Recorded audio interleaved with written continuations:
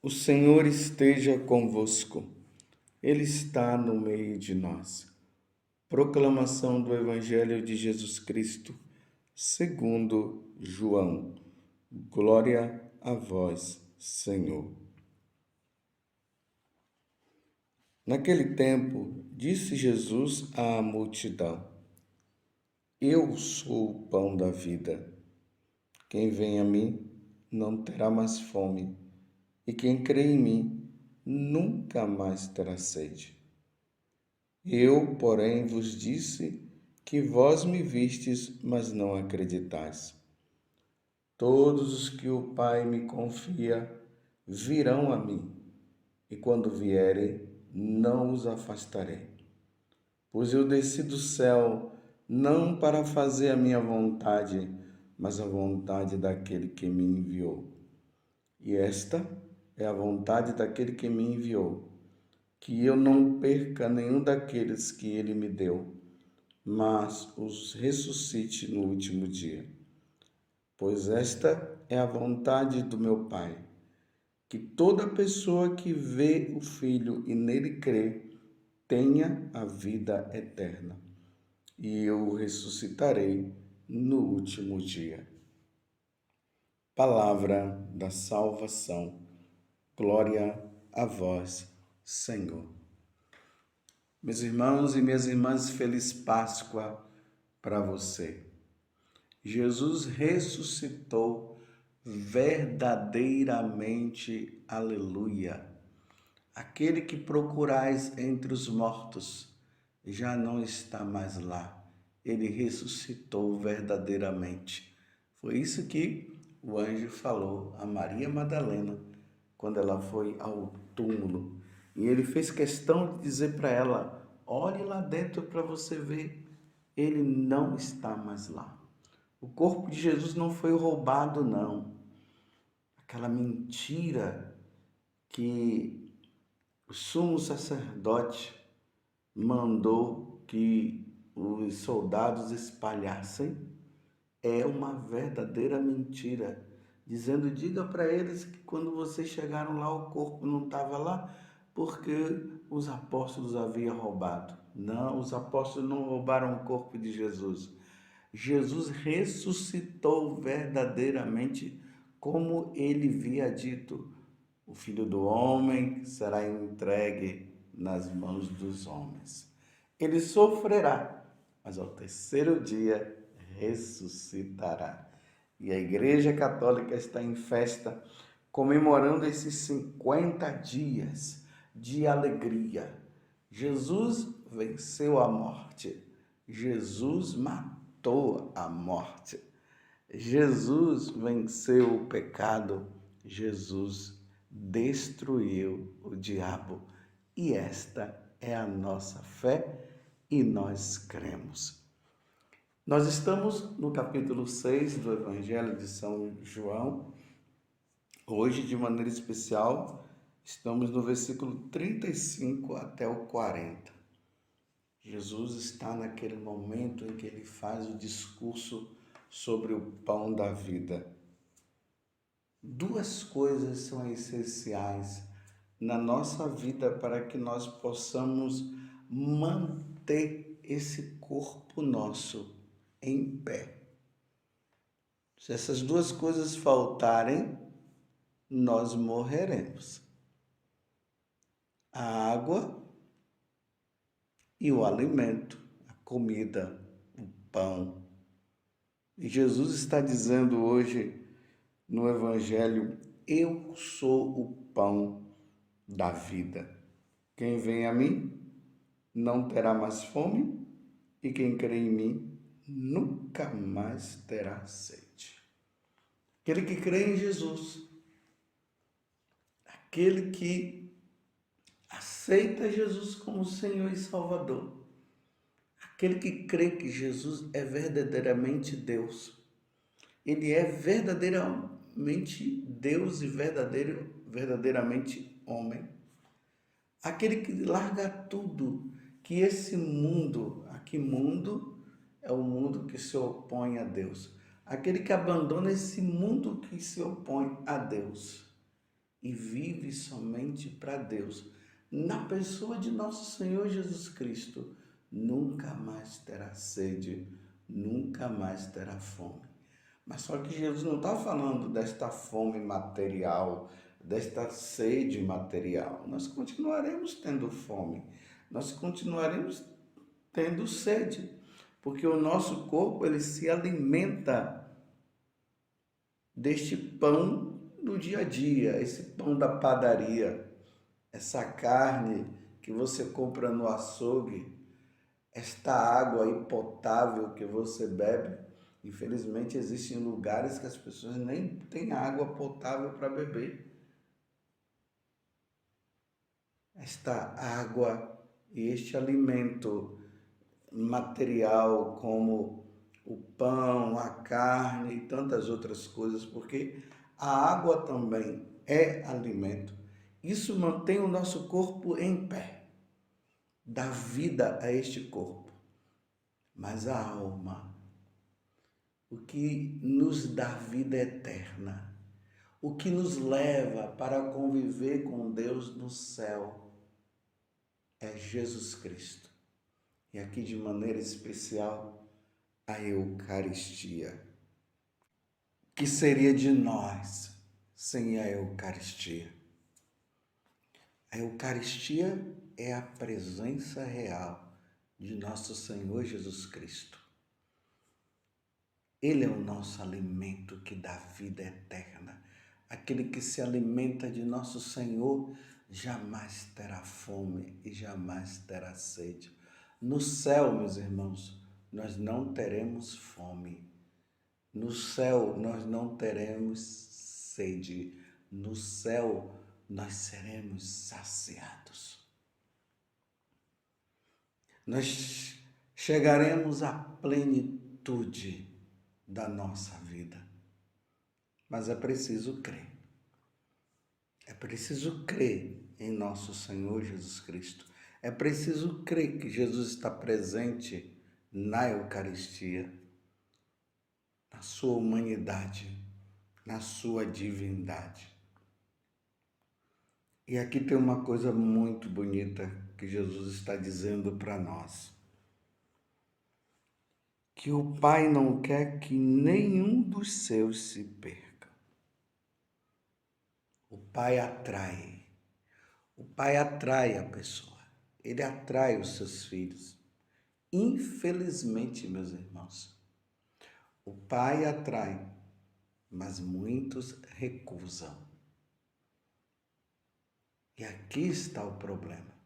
Está recusa, está abandono, esse não querer saber de Deus.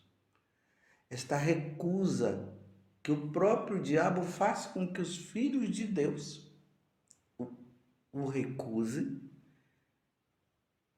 Mas isso tudo acontece dentro de uma liberdade e cabe ao homem dizer sim ou não. Infelizmente, muitos recusam, dizendo sim, eu recuso, eu não quero saber de Deus.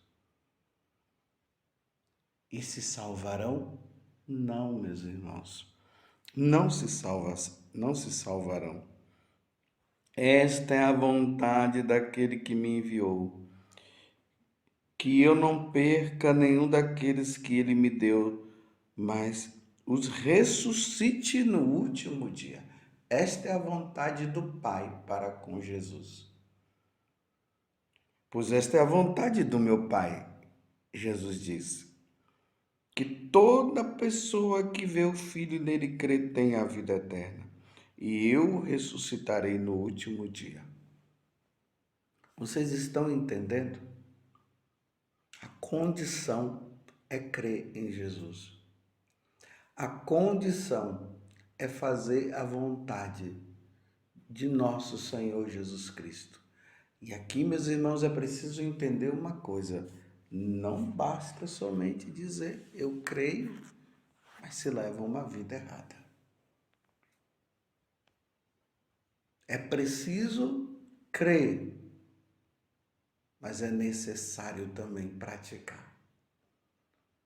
Dizer que é de Deus, dizer que é de Jesus, mas não pratica o que o Senhor nos manda, é viver na mentira. E nós não podemos viver na mentira. Repito, é preciso crer, mas também é preciso praticar o que o Senhor nos manda. Se essas duas condições elas não estiverem, o homem, o ser humano, jamais ressuscitará no último dia. A ressurreição aqui significa jamais irá para o céu.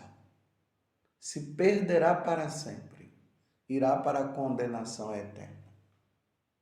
É triste hoje nós ouvirmos por aí certos comentários que diz assim que a pessoa segue Jesus, ela leva uma vida errada, mas ela não quer mudar. Mas diz, não, você é filho de Deus.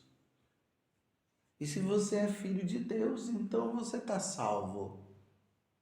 Bem, tem pessoas que não se batizaram, por isso não se tornaram filho de Deus.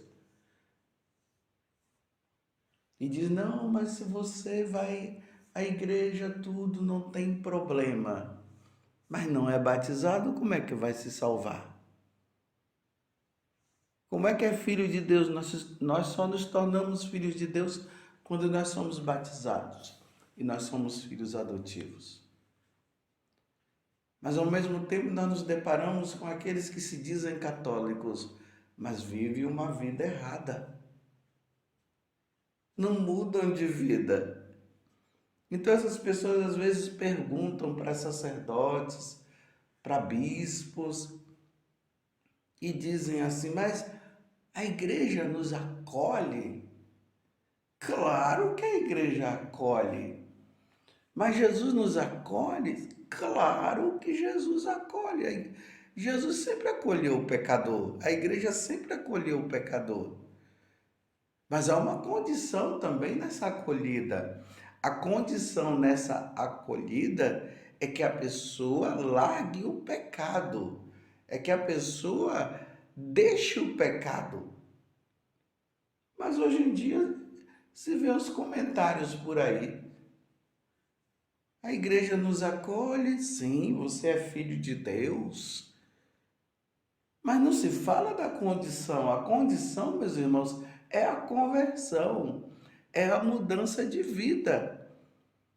Imagina uma pessoa que é corrupta. Aí ela chega, pergunta para um sacerdote: a igreja me acolhe apesar de eu viver na corrupção? Sim, a igreja te acolhe, você é filho de Deus. Agora tem o mas. A igreja acolhe, sim, nosso Senhor acolhe, mas você precisa largar essa vida de corrupto, senão você não se salvará. E aqui eu quero abrir um parênteses para dizer uma coisa. Vamos parar com essa questão de ficar dizendo que a igreja não acolhe, mas Jesus acolhe. A igreja, ela só ensina o que Jesus ensinou. Ela fala somente o que Jesus falou. A igreja é portadora da salvação que vem de nosso Senhor Jesus Cristo. Claro que se a igreja se contradiz com o que Jesus fala, então aí não é nem a igreja, não é a igreja. Porque a impressão que se dá é assim, a igreja não acolhe, mas Jesus acolhe. A igreja acolhe porque Jesus acolhe, porque a Santíssima Trindade acolhe. E a igreja rejeita porque Jesus rejeita. Jesus rejeita o pecado. Aí, por isso a igreja rejeita o pecado. O pecador acolhe. A igreja vai sempre acolher o pecador, porque Jesus sempre acolheu o pecador. Você entendeu? Então, fecha o parêntese e vamos agora. Então, olhe bem. Jesus acolhe o pecador. Mas se o pecador continua no pecado, ele não tem condições de viver com Jesus e Jesus não vai conviver com ele se ele persiste no pecado. Você está entendendo? Porque senão vira uma bagunça. Me desculpe, um bordel, né? A igreja acolhe o pecador, Jesus acolhe o pecador e o pecador não muda de vida. E ele continua ali no erro dele e ele vai continuando no erro e dizendo que ele é de Jesus, mas não pratica o que Jesus ensina. E depois vai dizer que vai se salvar. Não vai. Por exemplo, Jesus acolheu a adúltera, lá no capítulo 8 do Evangelho de São João. Lembram quando os fariseus perguntaram para Jesus se devia apedrejá-la ou não? Aí Jesus se ajoelhou, ficou um pouco em silêncio e depois Jesus disse: quem não tiver pecado, que atire a primeira pedra. Os fariseus, vendo que eles eram pecadores também, eles não jogaram a pedra na mulher. Aí Jesus depois olha para a mulher adúltera e disse: mulher, ninguém te condenou? Aí ela disse: não, Senhor, ninguém me condenou. Aí Jesus disse: eu também não te condeno. Aqui Jesus usa a autoridade divina. Eu também não te condeno. Mas vá, não peques mais. É essa questão aqui que hoje não se fala mais. Acolhe o pecador com os seus pecados, com a sua vida, com os seus erros, tudo bem, mas aí agora Jesus vai dizer, aí vai largar o pecado? A pessoa diz, não, não vou largar o pecado, então como é que ela vai se salvar? Nós estamos vendo São Paulo aqui na primeira leitura, que é dos Atos dos Apóstolos, e nós vemos aí ele perseguindo a igreja, perseguindo os cristãos. Nós estamos aqui nos Atos dos Apóstolos, capítulo 8, do versículo 1 até o 8º. E aqui diz assim, Saulo, que ele ainda não tinha se convertido, para Paulo, aqui diz, Saulo, porém, devastava a igreja, entrava nas casas e arrastava para fora homens e mulheres para tirá-los na prisão. Você vai ver que depois Paulo se converte. Ele mudou de vida. Quando ele estava indo para Damasco para prender mesmo os cristãos, aí ele tem um encontro com Jesus e ele muda de vida. Saulo, Saulo, por que me persegue? Foi o que Jesus falou. E a partir daquele momento, Saulo, ele entra num momento ali de oração, de jejum, de penitência, e ele muda de vida, ele não continuou no pecado mais. Aí ele foi acolhido, mas ele se converteu, ele mudou de vida. Mas essa história de que a igreja acolhe, Deus acolhe você na sua condição, mas continua no erro. Imagina, a pessoa pratica o aborto e quer continuar abortando, mas diz que é de Jesus e pergunta se Jesus o acolhe, se a igreja o acolhe. A igreja vai acolher, mas vai dizer, você vai parar de abortar? Porque o problema é a prática abortiva. Aí a pessoa diz assim, não, eu não vou parar, não, eu vou continuar abortando. Então, meu filho, não tem como Deus acolher, não. É preciso haver conversão, é preciso haver mudança de vida. Imagina aquele homem lá que vive com outro homem e ele quer continuar nesta vida errada, porém ele quer continuar com Jesus.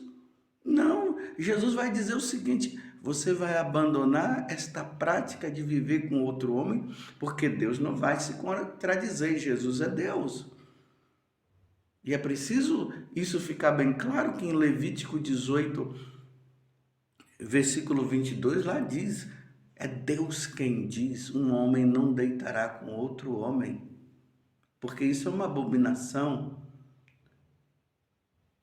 Lá no capítulo 6 da primeira carta aos Coríntios também vai falar a respeito disso, que as pessoas que praticam essas coisas não herdarão o reino dos céus.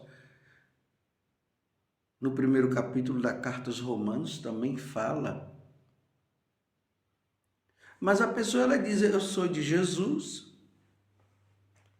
eu adoro Jesus, eu aceito Jesus, mas não larga essa prática. Não herdará o reino dos céus. É palavra de Deus.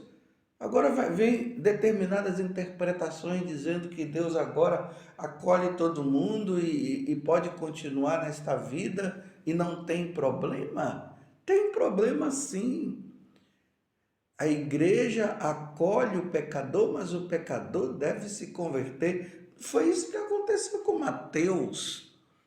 Quando Jesus chamou Mateus, que estava na coletoria de impostos, ele chamou e Mateus deixou a coletoria de impostos. Zaqueu deixou a vida velha. Foi acolhido, mas deixou. Agora, é acolhido, mas não quer deixar? Meus irmãos, não se salvarão. Esta é a verdade.